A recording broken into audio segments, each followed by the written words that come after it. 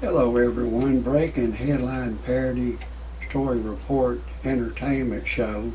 Muammar Gaddafi, Tripoli leader of Libya, is making my show tonight, and they're saying his days are numbered, that the rebels are taking over, and they want him out of there. They say he's a dictator, and he's ruled Libya for 42 years with an iron fist.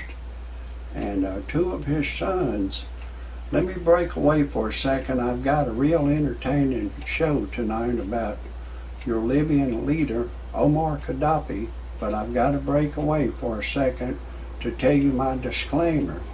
Everything in my parody story entertainment show is a parody.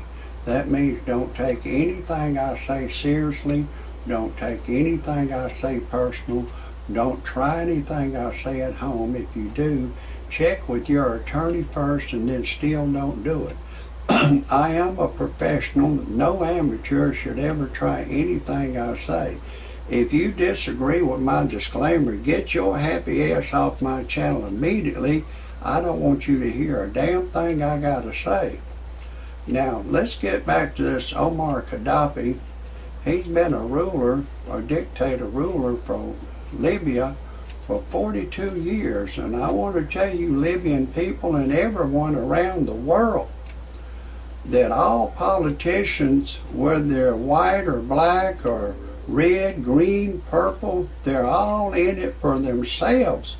Soon as they get in there, they want to try to figure out how to steal as much as they can for themselves, but in a kind of a legal way. So all around the world, the politicians, they write loopholes in the law for them to get money from.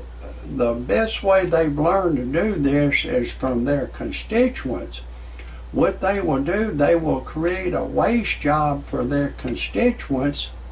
Like, just say, for example, the biggest waste job that I know of myself is where you'll be driving on the expressway, the freeway, and you'll see them digging up the expressway and then putting new asphalt down, and you get on the new asphalt and you drive along, you know, oh man, this new stuff is real nice.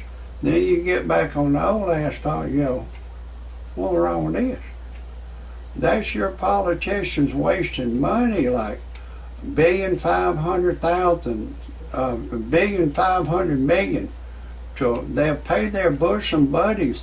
They may have a legal estimate of $500 million to dig up all this asphalt, put some more down, but they'll get their bosom buddies to create 3 bogus corporations, and they'll say, turn in 3 corporation bid, one for $1,500,000,000, one for $2.5 billion, one for $4.5 billion, and you know, we can get this done for $500 million, but they'll give them $1.5 billion, then up under the table they'll get like $500 million back up under the table as a kickback.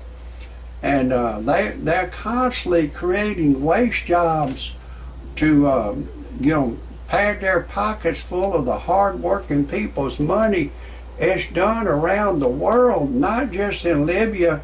So if you Libyan people are victorious and you get Muammar Gaddafi out of there, y'all have arrested, the rebels have arrested 2 of his goddamn sons, and they're going to be tried. I believe they'll be convicted, and I think there's an arrest warrant for Muammar Gadhafi as well.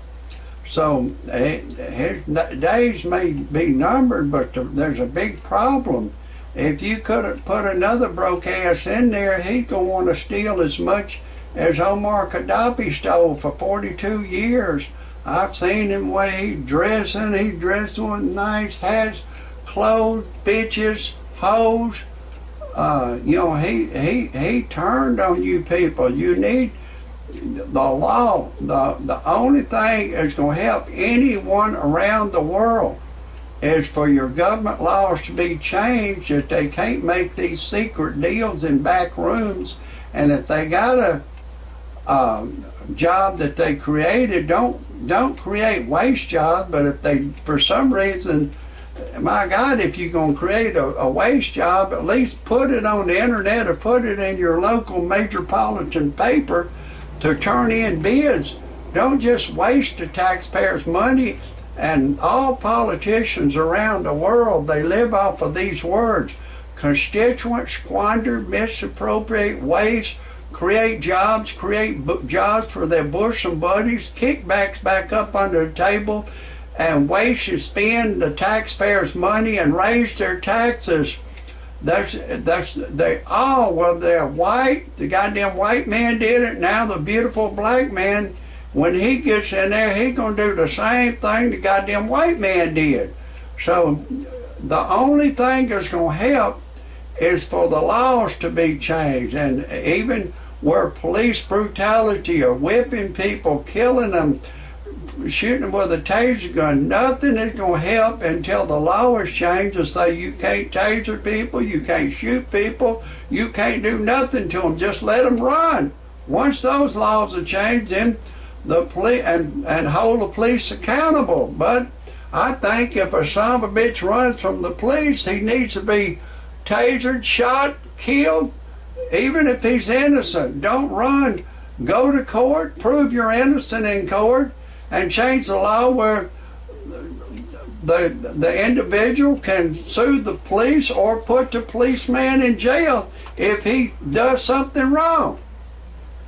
But anyways, I've gone a little bit far in my story. I've got to tell you who I am. I'm Rodney Dangerfield's cousin. You know my cousin, he don't get no respect. Seemed like I'm going to get back to this story. I got to tell you a little bit about myself. Seemed like after he died, the monkey jumped on my back. I don't get no respect. I'm the surviving Dangerfield. And I took my wife to a dude ranch. She left me for a black dude. My wife turned gay on me. And one day my wife and I was fixing to make love. She was just laying on the bed naked in a figure four position, a deep stare. I said, honey, what's wrong? You can't think of anyone to fantasize who you had sex with? She said, no. I said, fuck it, neither can I. So we didn't even have sex that day. And people come to me and say, why would your wife leave you for a black dude? I go, well, I guess she wanted to get back with her own color. And so I started having a lot of problems out of my wife. She was black and I was white. She was always trying to bully me. There's probably 300 words she didn't want me to say, and she'll bully me just because I'm white. She didn't want me to say, you're president. She didn't want me to say, y'all, us, them, dude, buddy, homie, homeboy, roadie, dear, sweetie, honey, baby.